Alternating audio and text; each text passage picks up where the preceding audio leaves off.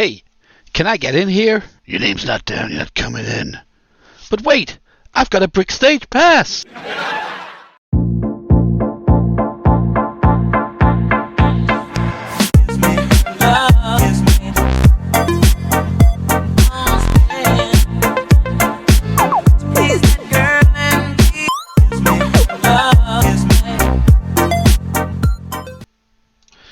Hey, Gracie here from Brick Stage Pass, and I am showing my Dragon Pit MOC that I recently displayed on London Calling episode 82, the Dragon stream. It was a really good stream, and I thought it would be quite good to use this as a backdrop to the Boost Dragon that I was working on during the stream. At the same time, because I got it out of the tub that it's been stored in for a while, I thought I would do a video on it because it's going to be altered. It's based on set 70655, the Dragon Pit from the Ninjago season Hunted, and the main column there that we're looking at hasn't changed really. That is how it is from the set. But we wanted to add some sides to it that where the audience could sit to make it a bit more like the show. And for that we used some 16 by 16 plates that were very similar technique to how they did the 60s Batcave. So yeah, the central column was kept pretty much as it is because it looks pretty good. It's quite like the shirt. It's got some sort of steampunk Mad Max vibe to it. It's got the dragon bone head there with the Iron Baron sat in it, and plenty of room to pose minifigures either side of it. But like I said, it was came with a couple of towers that were not really the right sort of side to show level to show enough people in the audience as the show has, where there's a huge crowd of all the minifigures watching what's going on in the Dragon Pit. Again, they didn't really change anything on the front gate either because it looks pretty good. But the real plan behind this was to, when we went to shows, was to give us this sort of Dragon Pit backdrop for playing with the Boost Dragon. So as you can see, this is the Iron Baron in the Dragon Skull, and it's got a functioning gate with a turning wheel that opens the gears and opens the gate quite nicely. So there wasn't much point in changing that because it worked quite well. And the way this is set up, the same as the set, is that you can just put these sides in at different angles. So actually, when it's displayed, when it was displayed at a show, it was a bit tighter and brought together a bit neater. But to fit it on the table for London Calling, I spread it out a little bit. So yeah, this is this technique that the 60s Batcave uses to create the front of the Batcave, and then we've put some minifigures on top, and it goes round to a tower that is part of the original set.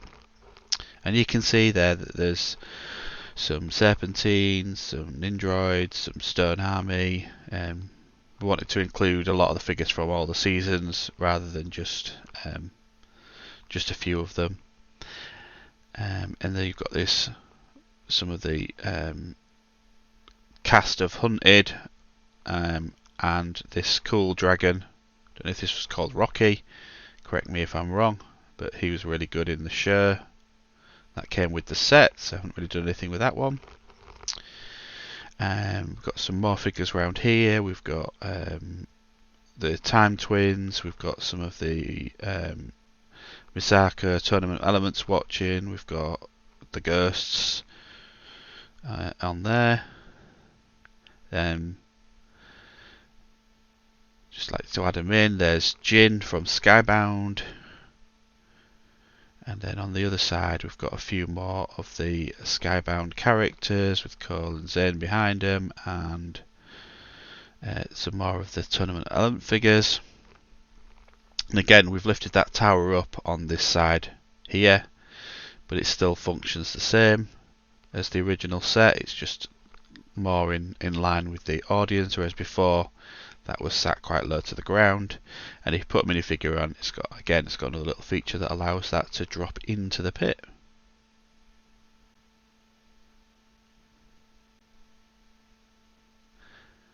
And we also added in these like scaffolding type pieces that Lego have got, and we made them curve a little just to give it the effect of like a roof, Mad Max type roof style. Didn't want to do a full roof because it would have made it very, very difficult. Here's the Boost Dragon. As you can see, made the head a bit wider because it was very thin. We did a lot of this during the stream. We added the extra wings. We covered up as much as we could of the sides of it so that it wasn't showing so many mechanical parts, but at the end of the day it's still got a function with the boost app, so you've got to be careful. It's a bit of trial and error there that it didn't disturb the movement. We had to shorten the neck as well before it was set up to fire the long studs, the bolt pieces, but that made too much weight on that motor in the middle for it to move its head up and down, so I shortened the neck and it looks better if you take out those bolt pieces. And they just spring everywhere anyway, so they're kind of pointless. Like I said, added in the 2 orange wings because it just had the blue wing originally, which looked a bit pathetic. And added some of the blue shield pieces to give it on the tail and some other parts of the body, just to give it a more scaled look. I think it looks better than the original, and it still moves and walks, and is actually really good set with boost. It's quite fun, and again we used it at the shows for the kids, and the adults, to demonstrate the dragon moving around, roaring, raising its head, being able to book a minifigure. So if you had a minifigure, you could colour code it, and then they could see if they could ride the dragon, get their minifigure, put it on, and watch what happened, which was really cool. Another look at that tower. Again, that tower was lower before till we added the burnt pieces underneath. So yeah, I thought I'd capture it in this state because I do want to take them 16 by 16 plates back and use them for other things. So I'm going to remove them and come up with something different for the front. Maybe use some more rock pieces and make it look a little bit more polished. This was done quite quick, if I remember rightly, to get it ready for the show. But yeah, as you can see, it will angle out and move it, and they can also use some of the pieces to create the angles.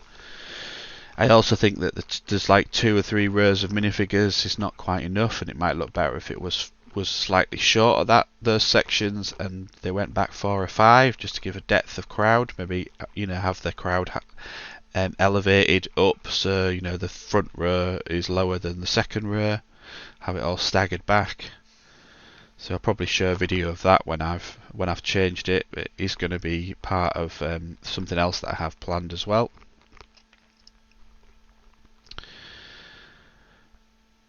Yeah, like I said, I started using some of the big ugly rock pieces that came with it, and that I got in another set as well, but I didn't have enough. But I managed to get a load more now, so that might make that look a little bit more better than it is currently. Don't think I'll change the central column much because I still like that as the original set design. Same with the actual 2 towers that are there. There's the helicopter here, which came with the firstborn dragon. Just included that as well because again that's a really good like Mad Max type build. So is the Diesel Note as well. That set. In fact, this series was one of my favourites. It was just really well put together. And that helicopter look has the chicken behind it to lure firstborn. The minifigures from the series as well were also really detailed and really good. So yeah, that's about it. That's it. I hope you enjoyed the video, and I hope you that catch me again next time for some more videos. More of a modify than a mock this one, but we'll update you when we've changed it, and you can see what you think. Thanks a lot.